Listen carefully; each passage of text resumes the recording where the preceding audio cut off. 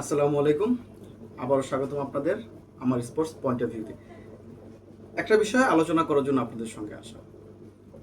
গতকালকে বাংলাদেশ পাকিস্তানের সাথে যেভাবে হেরেছিল, গতকালকে রাত থেকেই মিডিয়াতে, সোশ্যাল মিডিয়াতে, গণমাধ্যমে একটা শোরগোল চলে এসেছিল। বাংলাদেশ ক্রিকেটাররা যে ক্রাইমটা করেছিল, রীতিমতো ক্রিকেটীয় ক্রাইম, তাদের শাস্তি, তাদের বিচার, খেলার মান উন্নয়ন, তাদের যেই পরিপ্রেক্ষিত বিষয়গুলো ছিল। সামহাও হঠাৎ করে আজকে সকাল থেকে আমি একটা জিনিস বিভিন্ন গণমাধ্যমে, বিভিন্ন সোশ্যাল মিডিয়ার বিভিন্ন পেজে, বিভিন্ন যারা মূলধারা সাংবাদিক, তাদের কিছু পোস্টে দেখতে পাচ্ছি একটা ভিন্ন প্রতিক্রিয়া।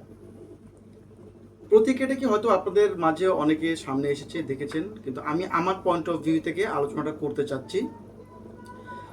সে বিষয়টা হচ্ছে, অনেক গণমাধ্যমে, অনেক মূলধারার মিডিয়ায় নতুন ট্রেন্ডিংয়ে আনা হচ্ছে যে টিম ম্যানেজমেন্ট, ড্রেসিং রুমে প্রবলেমের কথা। যেখানে অনেকে বলছে ড্রেসিং রুমে পরিবেশ ভালো নেই, ড্রেসিং রুমে স্বজন প্রীতি শুরু হয়ে গিয়েছে, বিভিন্ন কোচরা তাদের পছন্দের খেলোয়াড়দের মাঠে নামিয়ে দিচ্ছেন পারফরমেন্স ছাড়াই, রীতিমতো। হ্যাঁ, ঘটনা তো অবশ্যই সত্য, অবশ্যই তো আমরা এই এশিয়া কাপে দেখতে পেরেছি বেশ কিছু প্লেয়ার যারা পারফর্ম করতে পারছেন না, তারপরও দলের সাথে আছেন। সেটা টেকনিক্যালি কারণে হোক, টিম কম্বিনেশনের কারণে হোক, তাদের প্রতি আস্থার কারণে হোক, আছে, এটা সত্য। বাট ড্রেসিং রুমে যে প্রবলেম, স্বজনপ্রীতি যে বিষয়টা, এই বিষয়টা হঠাৎ করে আজকে কেন এত সরালাপ হয়ে যাচ্ছে? আমার কাছে ব্যক্তিগতভাবে, আমার পয়েন্ট অফ ভিউ থেকে মনে হয় এটা শুধুমাত্র প্লেয়ারদের বাঁচানোর জন্য। কারণ ভাই, দিন শেষে ওই সাংবাদিক, প্লেয়ার সাংবাদিক, মিডিয়া সব একই ঘরের, একই গোয়ালের। আমার কাছে কিছুটা অনেকটা ওই রাজনৈতিক সাংবাদিকতার মতো লাগছে, যে একটা ঘটনা ঘটছে ওইটাকে ধামাচাপার জন্য আরেকটা কিছু আনা। তো ক্রিকেটও প্লেয়ার অ্যাসোসিয়েশন আছে, আকসু আছে, যারা প্লেয়ারদের প্রোটেক্ট করে। এরকম একটা ম্যাচের পরে প্লেয়ারদের উপর সবাই ক্ষিপ্ত, প্লেয়ারদের উপর সবাই তাদের রাগ ঝাড়ছে।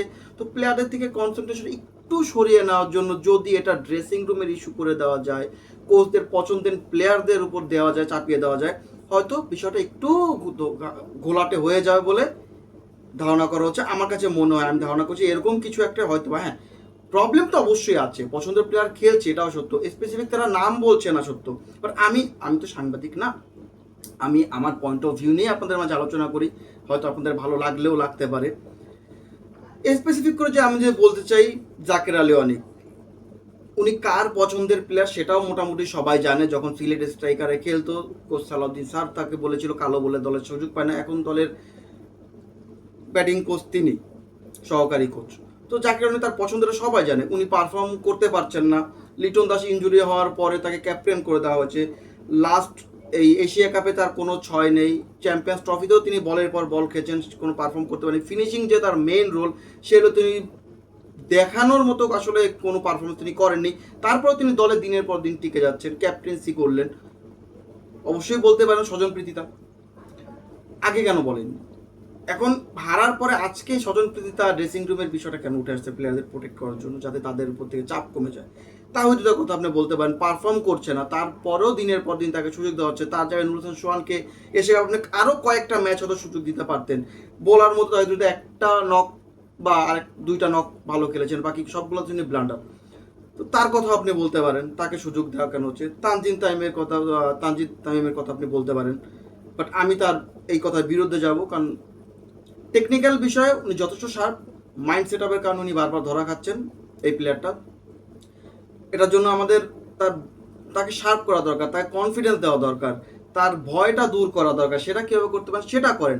টেকনিক্যালি আমার মনে হয় তানজিদ তামিম ঠিক আছে, বাট স্বজনপ্রীতার জন্য যদি চান্স পেয়েও থাকে, আমি বলবো না, ও টিম কম্বিনেশনের একটা অংশ। এর বাইরে স্বজনপ্রীতি আপনি কার কথা বলবেন? শেখ মাহাদির কথাও ইশারা ইঙ্গিতে গণমাধ্যমে, সোশ্যাল মিডিয়াতে আসছে। শেখ মাহাদিকেও সুযোগ আছে। টি-20-তে বাংলাদেশ শেখ মাহাদির যে ভালো বলার কে আছে পাওয়ার প্লেতে বল করার জন্য? তাহলে স্বজনপ্রীতার যে কথাগুলো আসতেছে, কোচরা স্বজনপ্রীতি করে প্লেয়ারদের সুযোগ করে দিচ্ছে, হঠাৎ করে আজকে গণমাধ্যমের সরব কেন হয়েছে? আমার ব্যক্তিগতভাবে আমি বলতে পারি, আমার যেটা মনে হয় অনেকটা ওই পলিটিক্যাল সাংবাদিকতার মতোই, প্লেয়ারদের উপর থেকে চাপ কমানোর জন্য ড্রেসিং রুমের বিষয়টা যদি সামনে নিয়ে আসি, মানুষের মাইন্ড ওদিকে কনভার্ট হয়ে যাবে, এই বিষয়টা আর কোনো আলোচনা হবে না। আপনাদের কাছে কি মনে হয় সেটা আপনারা অবশ্যই আমাকে কমেন্টস করে জানাতে পারেন। আপনাদের কোনো মতামত থাকলে আমাকে অবশ্যই জানাতে পারেন, সেটা মেসেজ করার মাধ্যমে বা কমেন্টসের মাধ্যমে। আমার ভিডিও যদি আপনাদের ভালো লেগে থাকে আপনারা আমাকে ইন্সপিরেশন দিবেন যাতে আমি পরবর্তী আরও ভিডিও আপনার সামনে আসতে পারি। ধন্যবাদ এতক্ষণ আমার বকবকানি শোনার জন্য। আসসালামু আলাইকুম।